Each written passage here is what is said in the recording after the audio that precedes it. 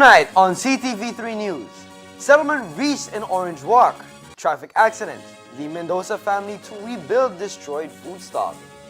Belize remains at Tier 2 in 2025 trafficking in-person report. Caye Caulker poised to make history with Belize's first ever community cannabis referendum. And the North is set to inaugurate Sarteneja-Corozal Road, boosting tourism and the local economy. These are some of the stories we have for you tonight in our newscast for Friday, October 3rd, 2025.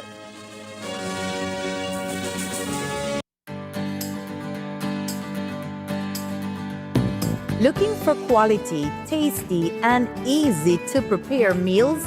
Look no farther. M&M Frozen Foods, proudly distributed by United Distributors Limited, brings you a wide range of delicious frozen delights, perfect for every occasion. From frozen pizzas, quesadillas, garlic bread, jumbo samosa, cocktail samosas, pizza pockets, spring rolls, and hacken noodles. M&M Frozen Foods is fresh, flavorful, and convenient for busy lifestyles. Whether you're planning a quick dinner, hosting a gathering, or stocking up for the week, M&M Frozen Foods has you covered. Available now at leading supermarkets and stores nationwide through United Distributors Limited. M&M Frozen Foods, extensive variety to satisfy every craving. Attention farmers. The New World screwworm is a serious threat to livestock, pets, wildlife, and humans. It causes yield losses, damages the quality of meat and skins, and can even kill them if left untreated. Check your animals daily. If you see any wounds on them, treat them immediately. Prevention is key. Apply approved healing and fly repellents to the navel of newborn animals after dehorning, ear tagging, or any other practice that leaves wounds on your animals to ensure your animals' well-being. If you notice worms in unusual wounds, report them immediately. Call Baja at 824-4872 or text or WhatsApp 670-7003 or call your nearest Ministry of Agriculture office. And don't forget, never transport or receive animals with injuries. Together, we will prevent the spread of this dangerous disease. This message was brought to you by Baja, OIRSA, AICA, USDA, and the Ministry of Agriculture, Food Security, and Enterprise. We are the Public Utilities Commission. Since 1999, we have regulated Belize's electricity, water, and telecommunications sectors, ensuring quality services at reasonable rates for consumers. A lot has changed since our establishment in 1999, and so have we. To reflect our evolution and future-focused vision, we are proud to introduce our new identity, where the blend of colors show our balanced and inclusive approach to regulation, where innovation, sustainability, and trust are all equally important. Orange represents the telecommunications sector and symbolizes innovation and connectivity. Green reflects the energy sector, sustainability, and national growth. Blue represents the water sector, highlighting trust, stability, and life-sustaining resources. White symbolizes transparency and accountability, core principles of the PUC. We are the Public Utilities Commission, transitioning to a new look, but our core values remain the same: accountability, excellence, integrity, innovation, and professionalism. Our logo is more than a design. It is our visual commitment to continue to serve the people of Belize with transparency, competence, and professionalism. We are the Public Utilities Commission.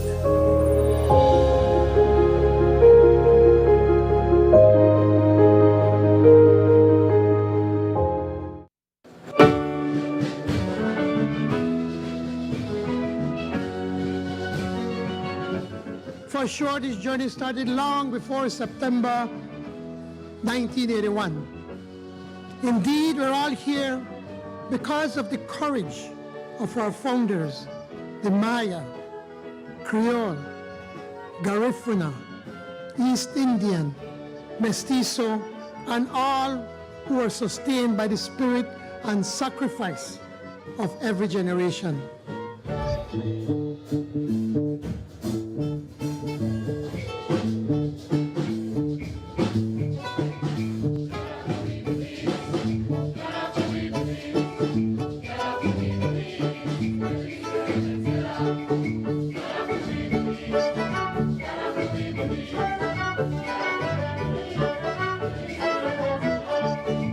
How beautiful it is that on this day, thousands of our citizens will join with friends and loved ones at parades and parties across this country to rejoice in the blessings of this land and people.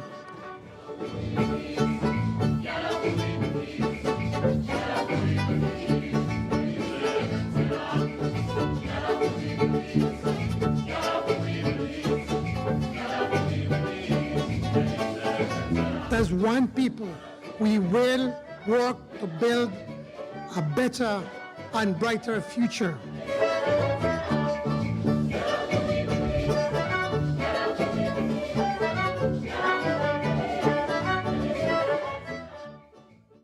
At Centaur, we believe that keeping up with technology is just the beginning.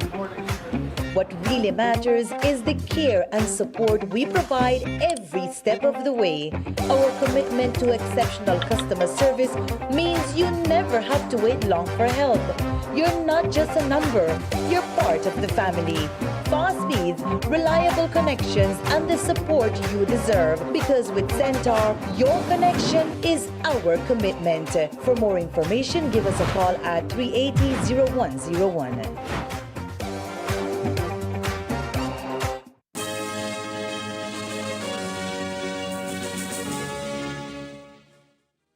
Good evening. With your newscast, also simulcast on Fiesta FM 106.7, I am Jaden Games.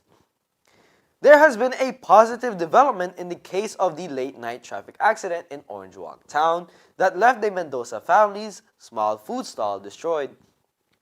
The incident, which occurred shortly after 10 p.m. on Wednesday along the Otro Benque Road, saw a white Hilux pickup truck crash into the wooden structure, sweeping it away completely.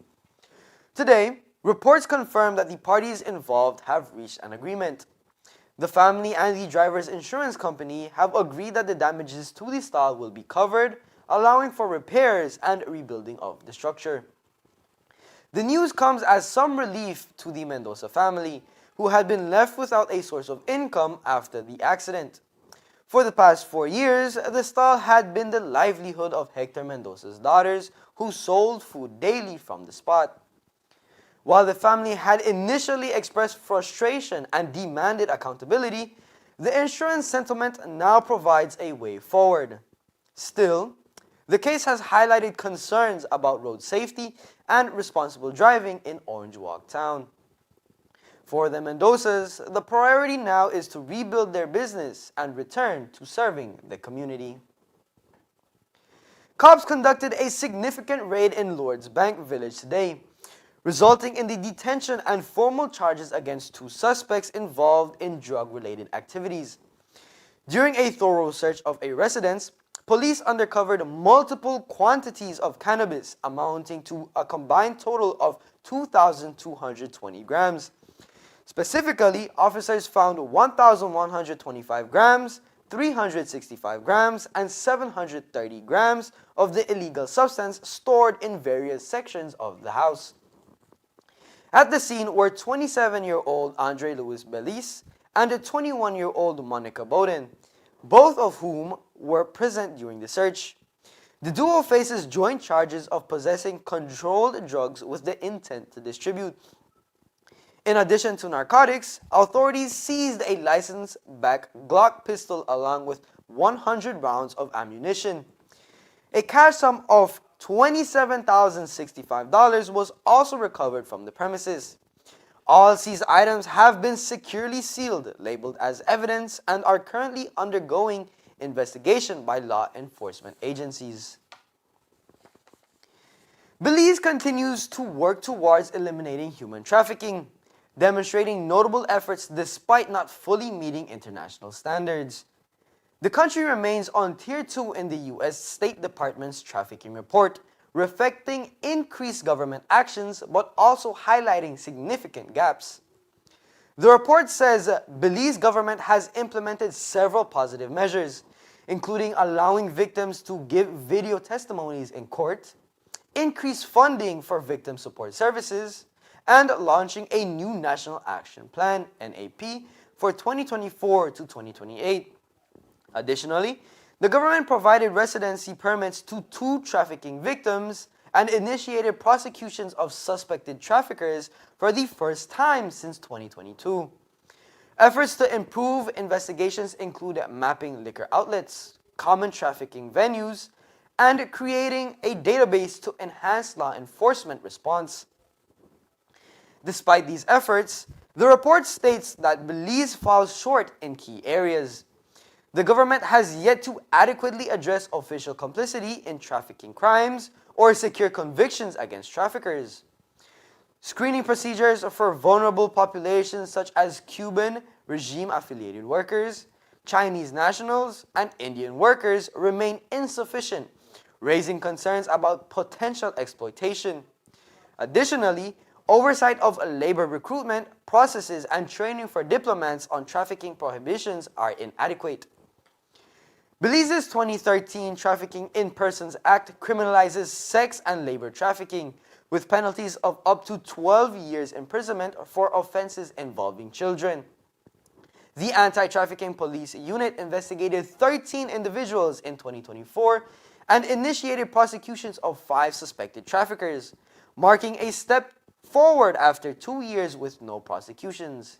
However, courts did not convict any traffickers during this period, citing delays and investigative complexities.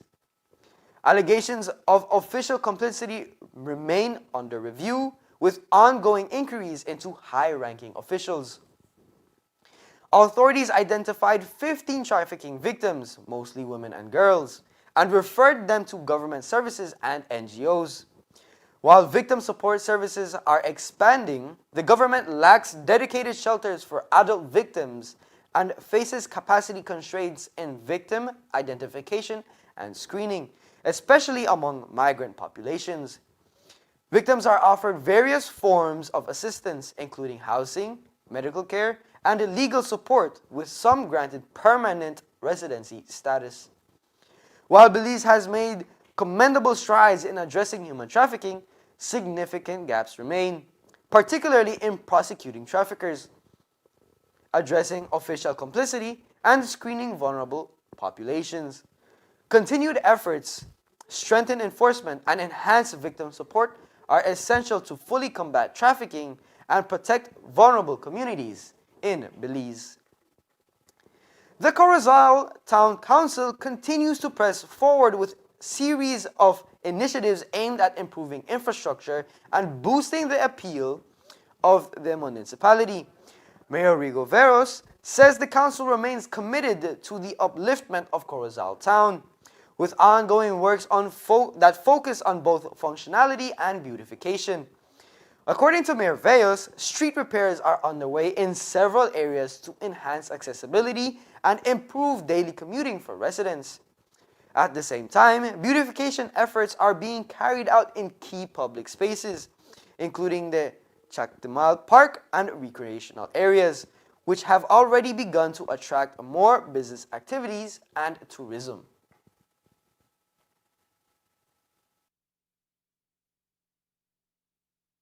Of course, we're still continuing with our infrastructure works now, the maintenance and the paving of new streets as we speak. We are presently, right now at Corozal, preparing the Altamira Road, a part of the Altamira Road, to be paved early next week. Apart from the different maintenance that we're doing. But recently, the talk of within the town is Chactimal Park now, at the entrance of beautiful Corozal. Anyone who goes to Corozal as a hit Corozal town at the entrance will feel a nice sea breeze.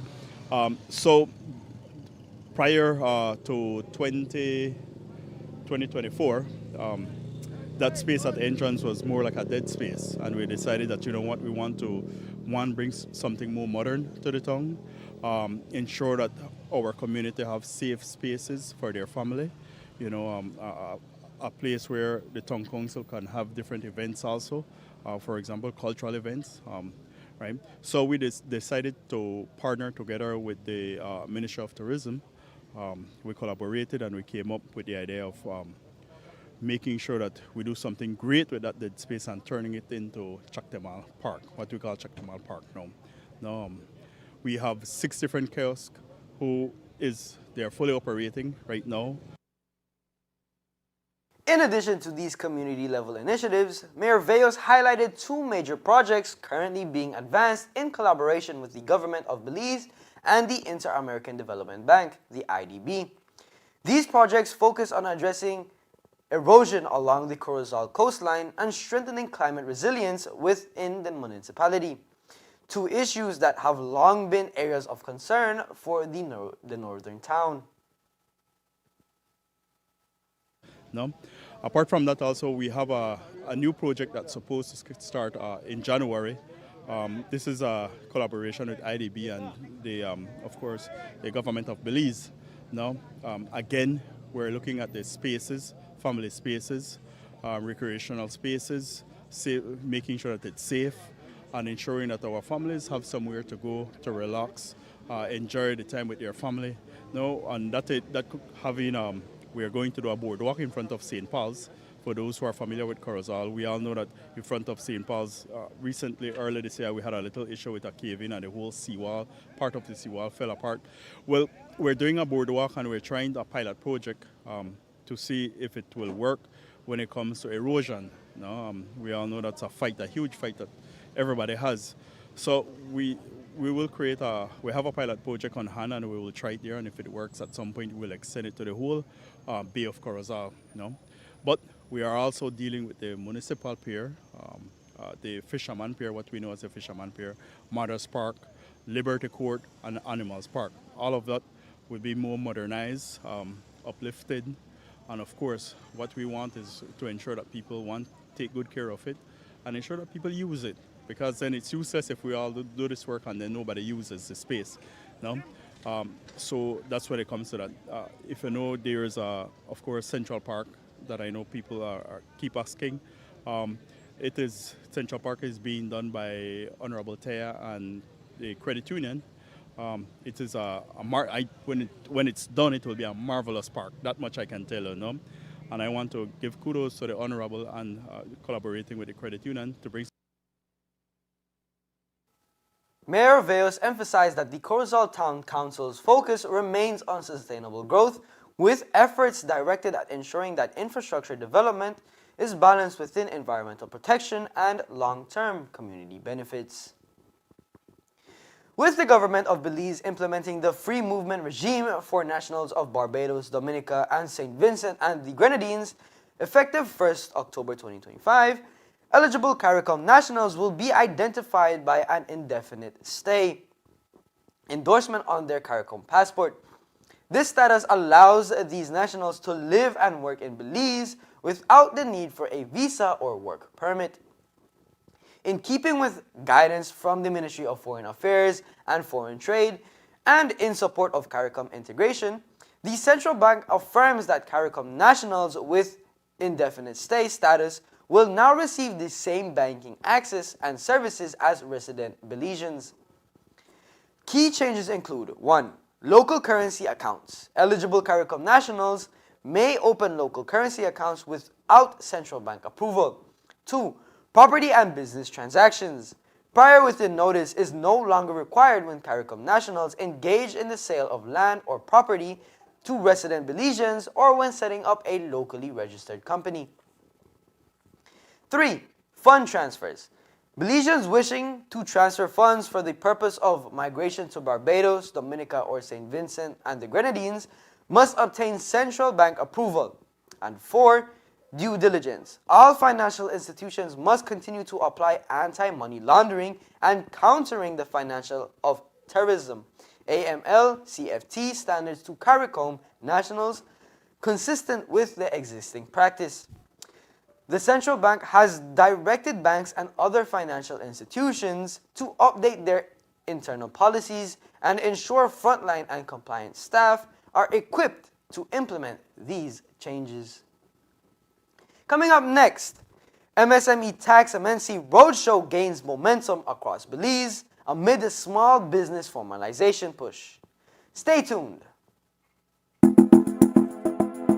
El siguiente es un aviso oficial de la industria azucarera norte de Belice.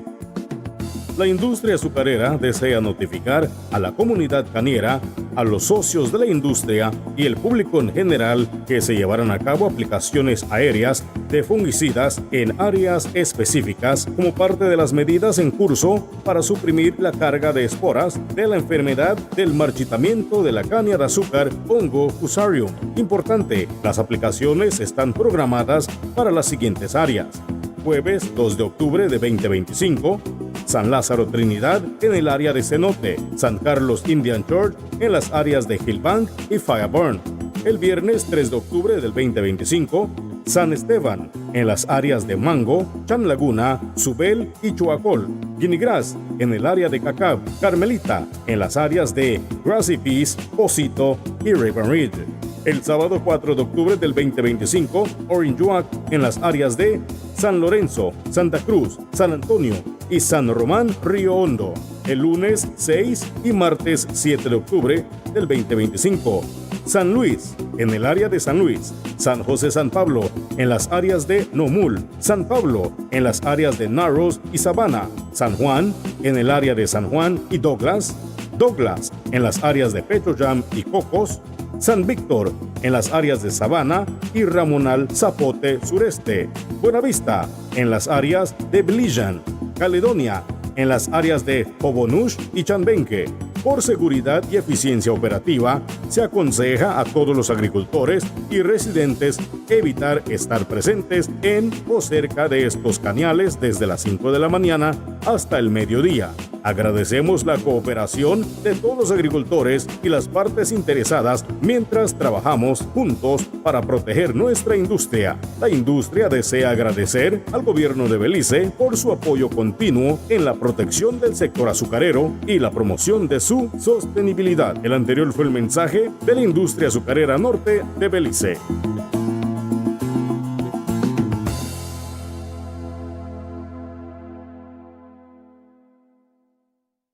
The MSME Tax MNC Roadshow continued its national tour today with a successful stop at the Philip Alvarez Park Dome here in Orange Walk. The event kicked off bright and early, and by 10 a.m., close to 100 small businesses had already taken advantage of the services offered under the program.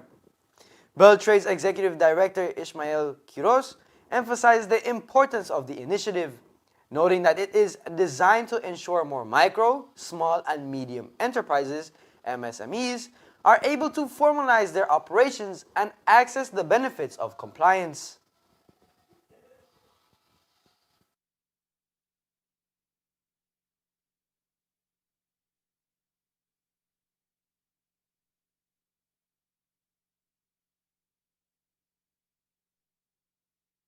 So as you know, you might know, formalization of your business is critically important. One, for compliance, but also for growth.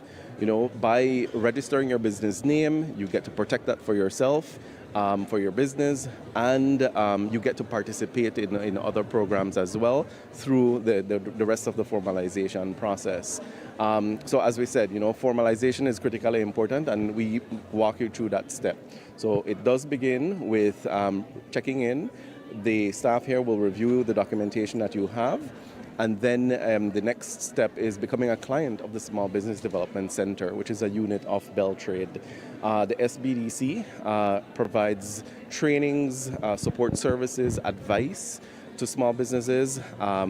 And so this is where you begin to tap into those opportunities, right? So by being a client of Beltrade, you will hear and see when different trainings are coming up in your area or online. And you will have access to a business advisor who will help you to grow your business, right? So they're going to walk you through the steps of what it is that your business needs to move up to the next step, right? So becoming a client is a huge benefit, and then that opens up the doors to the other steps. The program, which was officially launched by the government of Belize in September, provides a 1-year waiver on business tax to eligible MSMEs once they complete the registration and compliance process.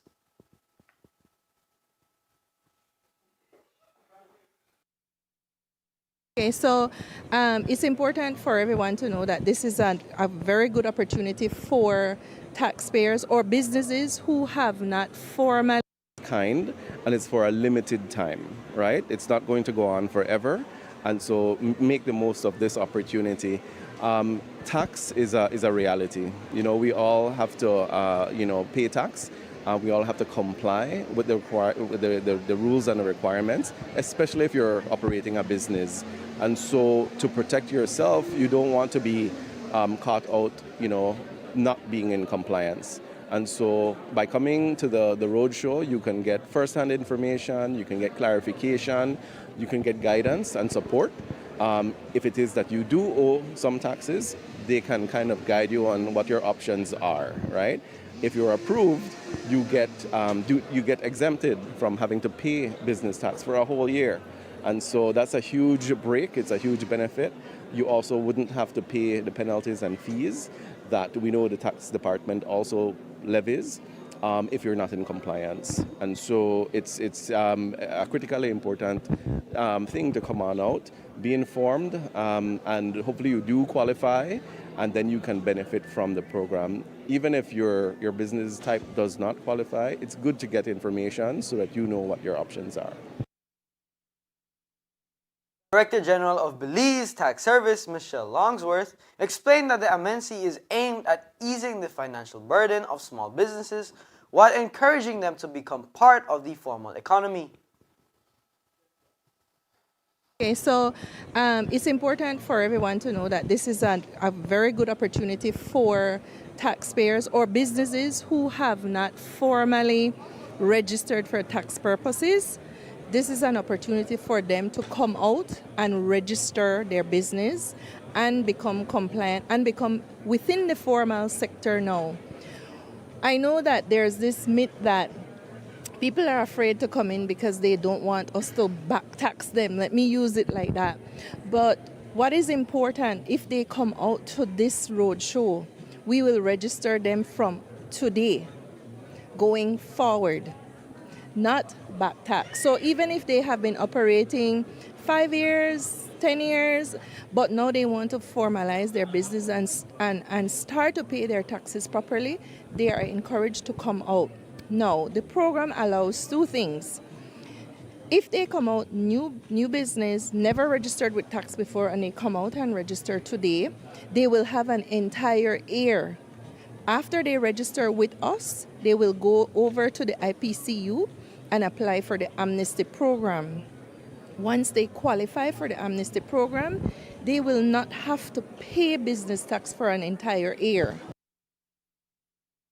Through the program, MSMEs are guided step by step from registration and trade license applications to securing tax identification numbers and final approval, ensuring that businesses are properly set up to benefit from the 1-year exemption and beyond. For businesses that have been operating since 7th March 2023 to date, they have registered with us. But let's say for whatever reasons they had some challenges in their business and were able to meet all their tax obligations. Maybe they owe some taxes. This is also an opportunity for them to come out and apply for the tax amnesty program. Why? Because as another approval under the tax amnesty program is the waiver of penalty and interest. So that business may qualify for the tax amnesty program. If approved, all their penalty and interest that they have will be waived. What that will allow them to do is if they owe the core tax type, then they are able to make an arrangement to pay it a little at a time to ease the business, so they can operate properly. So I encourage businesses that have been registered with us since March 7, 2023 today, and I encourage new businesses out there that has never been registered with us to please come out and make use of this opportunity. The MSME Tax Amnesty Road Show continues next week in the south, ending in the west in the following week. The government of Belize is preparing to inaugurate the Sarteneja-Corozal Road, a major infrastructure project that is expected to transform connectivity in the northern region. Mayor Rigo Veos says the new roadway will create a significant impact on local tourism in Corozal town, a boost that is always welcomed in the area. According to Veos, the improved accessibility will not only encourage more domestic and international visitors to explore Corozal's attractions, but also stimulate economic activity for local businesses. I mean, locally, it will have a huge impact for the community, The accessibility of having that is very marvelous. Automatically, it uplifts the area. And of course, When it comes to tourism, it will surely attract more tourism, because then we can definitely know that we can, one, the tour guides can say, well, you know what, it'll take us 20 minutes to reach to the area, because they're comfortably saying that, because they know that they have a good road, right?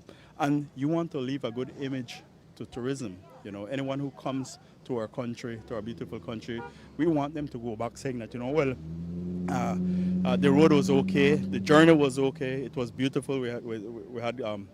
We went to good sites, and you know, it's a whole package that we want to sell as a country, I would say, right? But in specific when it comes to Sarteneja. So definitely it would have some positive impacts having that road finished and completed. The Sarteneja-Corozal Road is one of several national projects aimed at enhancing infrastructure and supporting sustainable economic growth across Belize. On October 8th, residents of Caye Caulker will step into the voting booths to participate in a historic moment for Belize, its first ever community-led referendum on cannabis.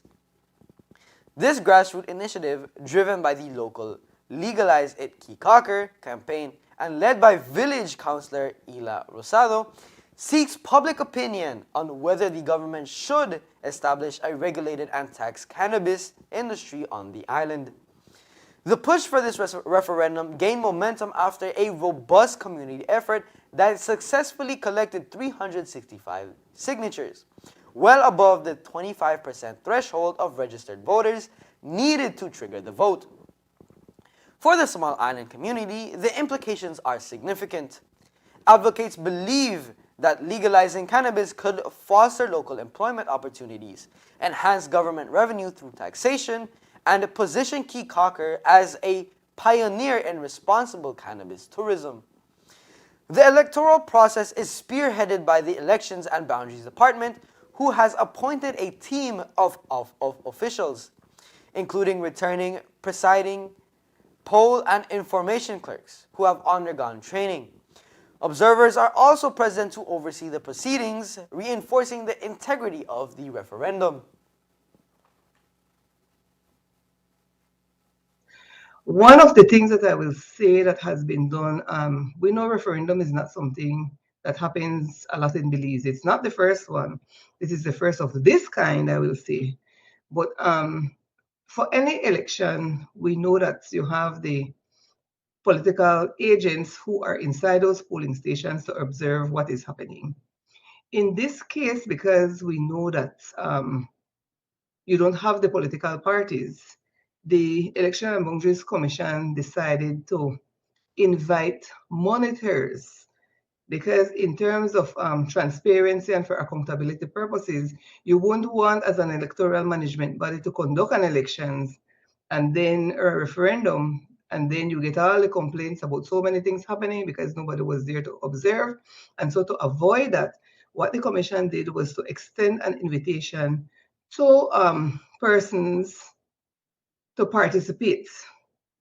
Those groups of persons that the invitation was extended to, I will say, are organizations who are represented in the National Assembly, not the political parties.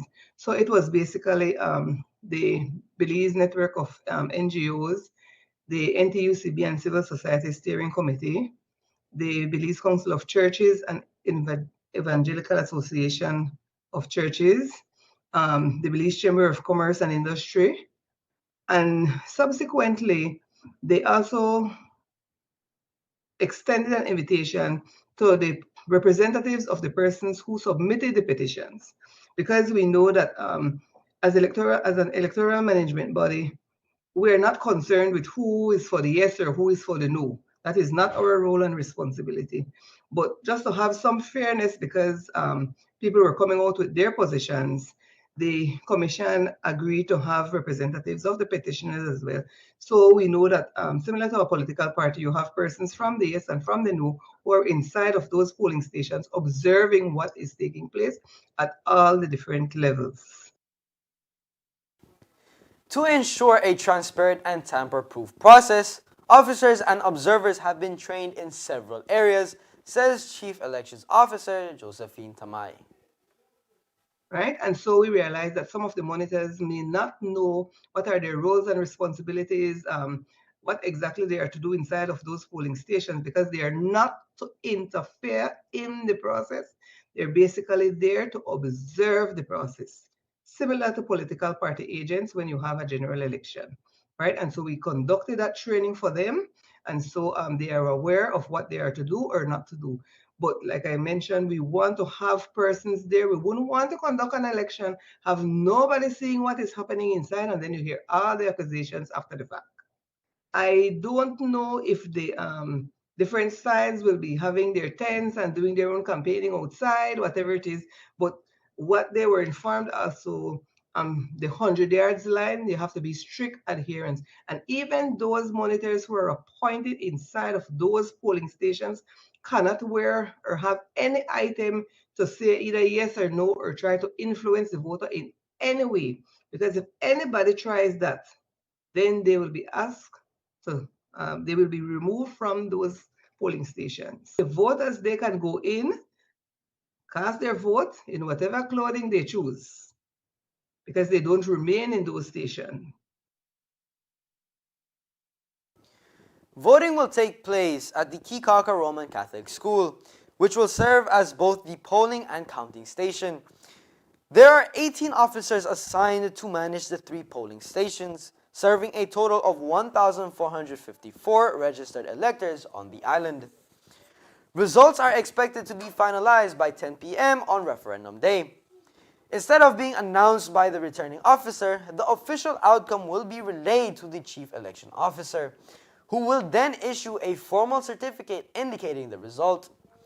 Of note is that similar to general or municipal elections, the sale of alcohol is prohibited from the opening of the polls at 8 a.m. up until the counting of the votes. There is more news after the break. Stay tuned. Get the most out of your internet with Centaur's ExpressNet. Are you ready to supercharge your online experience? When connecting to your Velo Mesh device, make sure you're linked to our blazing fast 5 GHz frequency. Why 5 GHz? Faster speeds. At a shorter range, 5 GHz is perfect for use in smaller spaces where speed is your top priority. As for the 2.4 GHz, while connection may travel farther, it can lead to slower performance. Remember to use 5 GHz for your devices and experience the difference instantly. ExpressNet, bringing you the best speeds for the ultimate online experience. For more information, contact us at 380-0101. Welcome to Design Depot, where you'll find premium quality products from trusted brands, all in one place.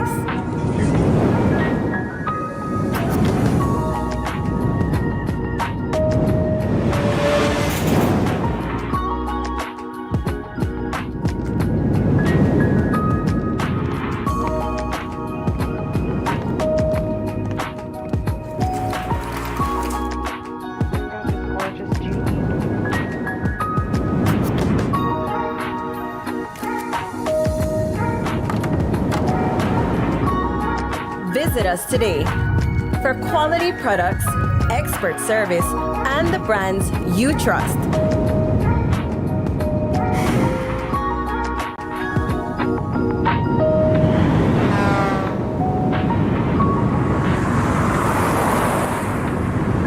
Design Depot, all in one place.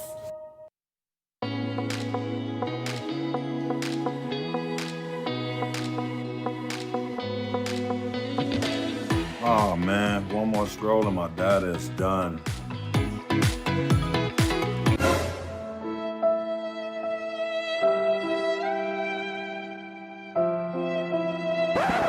Wait, who said anything about running out? Smart just dropped a more powerful plan that now includes social media data, so you can scroll till your fingers cramp.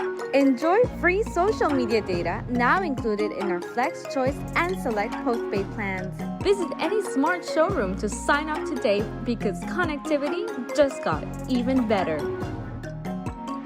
Smart, bringing people together.